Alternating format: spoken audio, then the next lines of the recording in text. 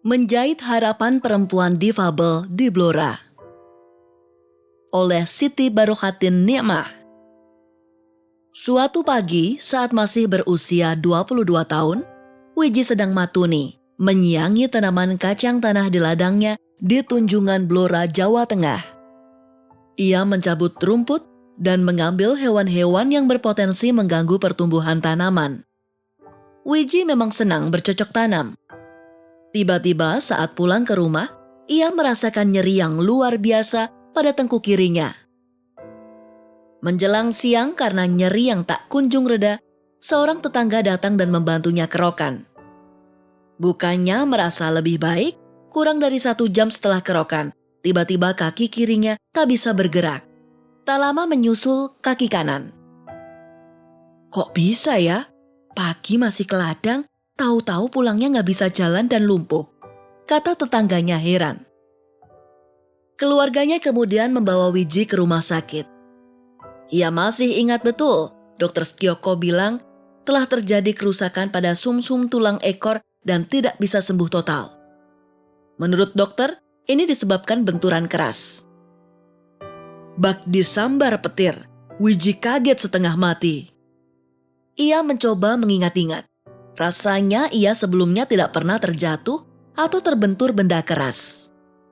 Namun setelah mengingat lagi, benar juga, dulu ia memang pernah terjatuh dan tulang ekornya tertimpa satu sak rumput.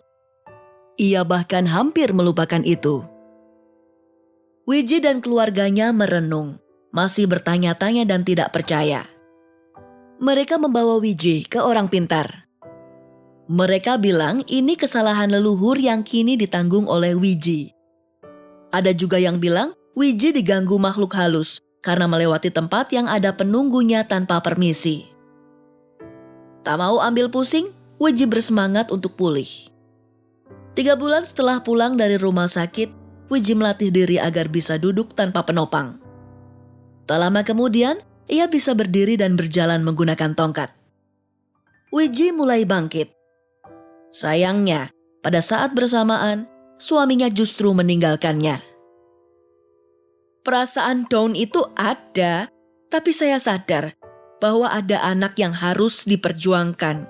Jadi saya harus bisa mandiri dan memiliki penghasilan sendiri, kata Wiji. Tak mau berlarut dalam kesedihan, setelah ditinggal suami, Wiji yang kini tunadaksa mencoba berjualan makanan ringan di rumah. Mulai dari kerupuk sambal sampai dengan permen gulali. Gulali dijual dengan sistem barter dengan jagung. Jagung hasil barter dikumpulkan lalu dijual. Namun ini tak cukup. Untung dulu saat gadis, ia pernah kursus menjahit. Maka sejak 2004, dengan modal Rp300.000 pemberian pemerintah setempat, Wiji membeli mesin jahit bekas. Mula-mula ia menerima jasa permak pakaian. Belakangan, ia mulai menerima pesanan jahitan baju. Maka dari itu, saya ingin sekali orang-orang yang memiliki kekurangan seperti saya tidak stuck di tempat. Apalagi yang punya anak.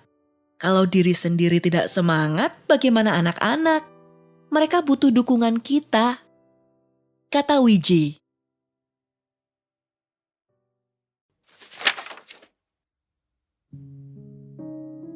Dukungan difabel Blora Mustika.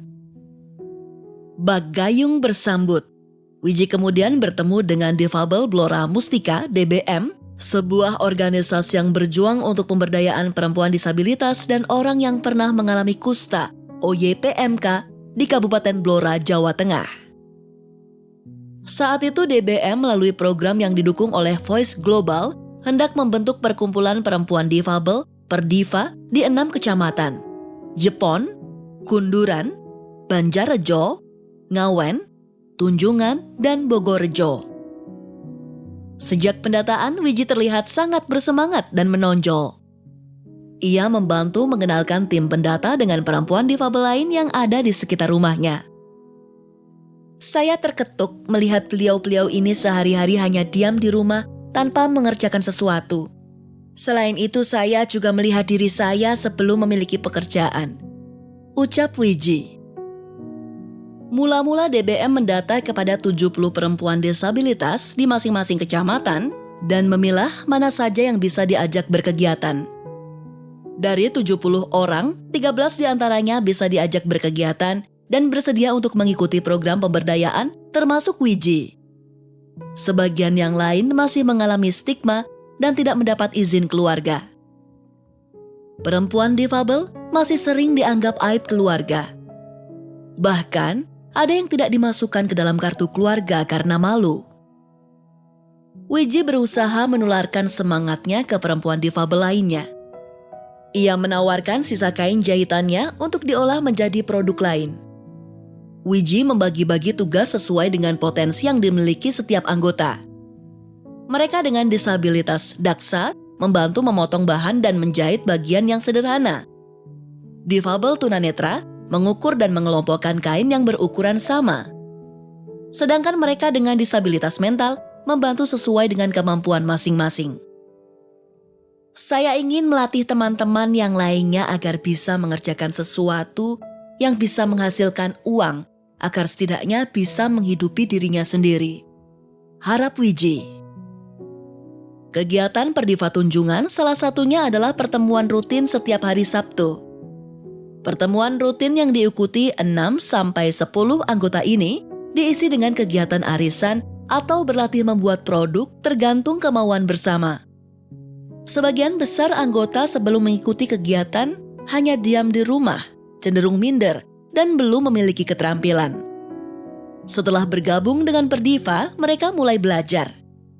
Saat punya satu keahlian, stigma pun berkurang. Mereka mulai berani tampil dan berbicara di depan publik. Di sisi lain, mereka memiliki kemampuan membuat produk dan bisa dijual. Jika ada yang non-disabilitas mau belajar, silakan. Di sini kita bisa bikin tas laptop, tas lempang, ikat rambut, keset, dan bros. Sekarang yang bisa jahit lurus-lurus sudah bisa bikin spray, sarung bantal, dan guling. Sudah ada 2 pedagang yang mau mengambil barang kita. Ujarnya senang. Kedepan, Wiji ingin perempuan penyandang disabilitas lain yang sedang belajar mampu mengerjakan produk di rumah sendiri dan bisa menjual sendiri produknya. Jadi, mereka bisa produktif meskipun dari rumah. Wiji juga berharap lebih banyak perempuan bisa terlibat dalam Perdiva.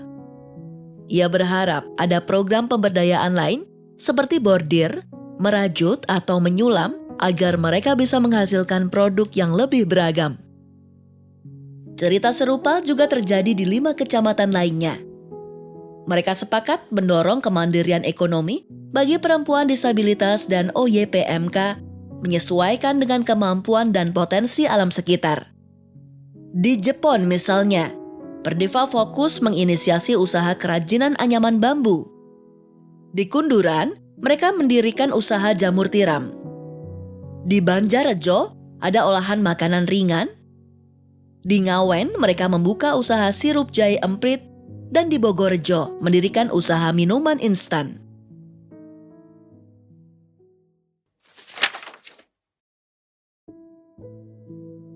Kerajinan bambu dari Jepang. Ngatmi, seorang perempuan penyandang disabilitas daksa, memulai usaha bersama anggota Perdiva Jepang yang lain.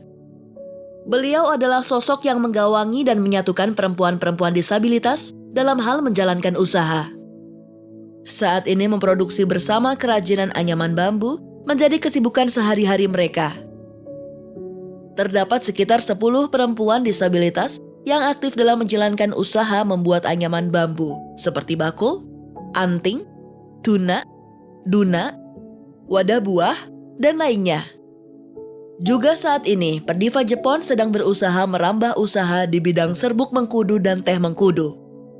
Ide usaha ini tentu tidak lepas dari potensi bakat dan sumber daya alam yang ada di sekitar.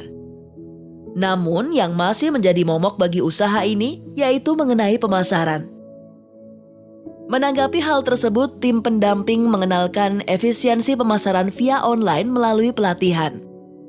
Sebagai hasilnya, pemasaran yang sebelumnya hanya dijual melalui tengkulak, Saat ini produk Perdiva Jepon sudah dipasarkan secara online dengan memanfaatkan berbagai platform media sosial maupun marketplace yang ada. Salah satu yang tim pendamping lakukan dalam pendampingan ini yaitu dengan mengadakan kegiatan pelatihan. Kegiatan ini bertujuan untuk menyeimbangkan apa yang sedang dikerjakan dengan pemahaman dan ilmu yang dimiliki. Dengan cara menghadirkan narasumber yang ahli di bidang masing-masing dalam rangka menunjang organisasi dan usaha yang dijalankan. Diawali dengan pelatihan manajemen organisasi, kemudian pelatihan entrepreneurship, pelatihan marketing, dan pelatihan pembukaan toko online. Pertama, pelatihan manajemen organisasi yang dilaksanakan Desember 2021 lalu. Kegiatan ini bertujuan untuk membekali kelompok dampingan dengan kemampuan teknis agar mampu menjalankan organisasi dan mampu melakukan advokasi berbasis hak secara mandiri kepada pemerintahan desa maupun pemerintah daerah.